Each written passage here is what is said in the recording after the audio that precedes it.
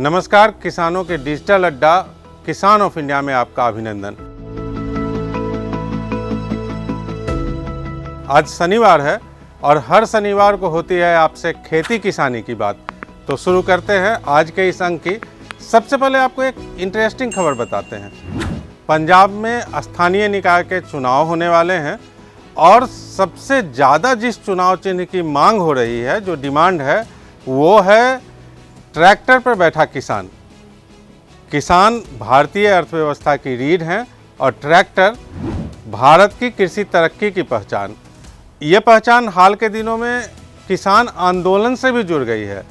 तो ट्रैक्टर पर बैठे किसान चुनाव चिन्ह को लेकर के कई जगह ये हालत हो गई है कि निर्दलीय उम्मीदवारों की ओर से यही चुनाव चिन्ह देने की मांग की जा रही है और ड्रॉ निकाल करके चुनाव अधिकारियों को ये चुनाव चिन्ह आवंटित किया जा रहा है। तो ट्रैक्टर की जब हम बात कर रहे हैं तो आपको ये भी बता दें कि भारत दुनिया में ट्रैक्टर का सबसे बड़ा निर्माता देश है और अब न सिर्फ हम घरेलू बाजार की मांग को पूरा कर रहे हैं बल्कि निर्यात में भी भारत ने तेज़ी से कदम आगे बढ़ाया। भारतीय ट्रैक्टर कंपनियां विदेशों में भी ट्रैक्टर भेज रही हैं। ये बड़ी बात है, इसको नोट करके रखिएगा कि ट्रैक्टर जब हम देख रहे हैं कि बाकी वाहनों, बाकी अर्थव्यवस्था के जो हमारे सेक्टर्स हैं उनमें डिमांड घटी है, तो ट्रैक्टर की डिमांड क्यों बढ़ी है? इसकी वजह यह है कि ट्रैक्टर अब न सिर्फ खेत जोतने के काम आता है बल्कि गन्ना कटाई, गन्ना ढुलाई, धान मिल जो राइस मिल्स होते हैं उसमें, थ्रेसिंग में, पंपिंग सेट्स में, जो सड़क निर्माण होता है वो इंफ्रास्ट्रक्चर सेक्टर में जो काम हो रहा है उसमें मिट्टी की ढुलाई, सीमेंट की ढुलाई, रेत की ढुलाई, इन सब में जो है ट्रैक्टर का, गिट्टी की धुलाई, सब में ट्रैक्टर का इस्तेमाल किया जाता है। यानी अगर आपके पास ट्रैक्टर है तो आप न सिर्फ खेती किसानी से बल्कि मार्केट से जुड़े, इंफ्रास्ट्रक्चर डेवलपमेंट से जुड़े किसी भी क्षेत्र में घुस करके अपनी आजीविका बढ़ा सकते हैं, खुद आत्मनिर्भर बन सकते हैं। और आत्मनिर्भरता की जब हम बात करें तो जो ये आत्मनिर्भर भारत अभियान चल रहा है उसकी तो कल्पना ही कृषि आत्मनिर्भरता के बिना हम नहीं कर सकते। तो ट्रैक्टर जो है हमारे लिए कितना महत्वपूर्ण है ये आप आसानी से समझ सकते हैं। और जब हम निर्यात की बात करते हैं तो न सिर्फ निर्यात बल्कि एक और खबर आपको बता दें कि भारत जूट उत्पादों के निर्यात में एक नया रिकॉर्ड भारत ने बनाया है। और ये रिकॉर्ड, सबसे बड़ी बात आपको बता रहे हैं कि कोरोना आपदा में जब हर कुछ रुका हुआ था तो कृषि क्षेत्र अकेला ऐसा क्षेत्र था जो तरक्की कर रहा था और जूट उद्योग ने इस दौरान जो तरक्की की है, मैं आपको एक आंकड़ा बताता हूँ। जूट निर्माण ने जो तरक्की की है उसमें 1662.43 करोड़ रुपए का जूट उत्पादों का निर्यात हुआ है, जो अब तक किसी भी छमाही में इतना ज़्यादा निर्यात नहीं हुआ था। तो गाँवों की तस्वीर बदलने की जो क्षमता है भारत के किसानों में है, किसान ऑफ इंडिया में है, और इसी क्षमता का इस्तेमाल सरकार करना चाहती है किसानों, ग्रामीण अर्थव्यवस्था से जुड़ी अपनी योजनाओं को लागू करके। ऐसी एक इसी योजना का एक अंग है कि 10,000 नए एफपीओ का निर्माण करके सरकार जो है भारत के गाँव की तस्वीर बदलना चाह रही है। एफपीओ क्या है?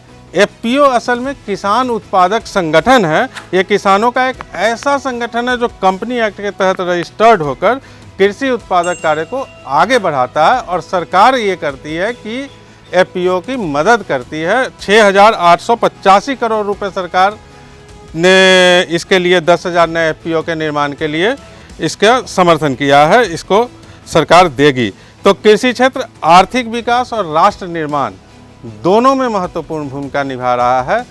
और आपने देखा होगा कि अभी जो किसान आंदोलन चल रहा है जिसमें हर दिन अलग अलग 12 से 18 फरवरी के बीच में अलग अलग कार्यक्रमों की घोषणा की गई है। अभी राजस्थान के जितने भी टोल प्लाजा हैं उनको खोलने की किसानों ने अभियान चला रखा है। इसी क्रम में 18 फरवरी को रेल रोको आंदोलन कर रहा है किसान संगठन। इसको लेकर के किसानों का समर्थन जुटाने के लिए जगह जगह किसान महापंचायतें हो रही हैं और दूसरी ओर सरकार जो है कृषि कानूनों को किसानों के समर्थन में, किसानों के हित में बता करके इसके पक्ष में जो है लोगों को बता रही है। और भारतीय जनता पार्टी के नेता जा रहे हैं किसानों के बीच, वो भी अपना पक्ष रख रहे हैं, ये भी अपना पक्ष रख रहे हैं। यही लोकतंत्र की खूबसूरती भी है कि आपको अगर किसी भी कानून, सरकार की किसी भी योजना से विरोध है तो आप विरोध करें, आपको अगर उसका समर्थन करते हैं तो समर्थन करें, लेकिन ये सब कुछ शांति के साथ करें, लोकतांत्रिक तरीकों के साथ करें। अब किसान आंदोलन देश में 78 दिनों से चल रहा है और 26 जनवरी की घटना न हुई होती, 26 जनवरी की हिंसा न हुई होती तो इस आंदोलन को लेकर जो आक्रोश बना था वो भी न हुआ होता। तो राजनीतिक लड़ाई अपनी जगह है, मुद्दों की लड़ाई अपनी जगह है। ध्यान ये रखना है कि कहीं भी किसी भी तरह से ऐसा कुछ न हो जिससे आम जनता को नुकसान हो, जिससे देश के विकास को नुकसान हो, जिससे देश के आगे बढ़ने में बाधा आए।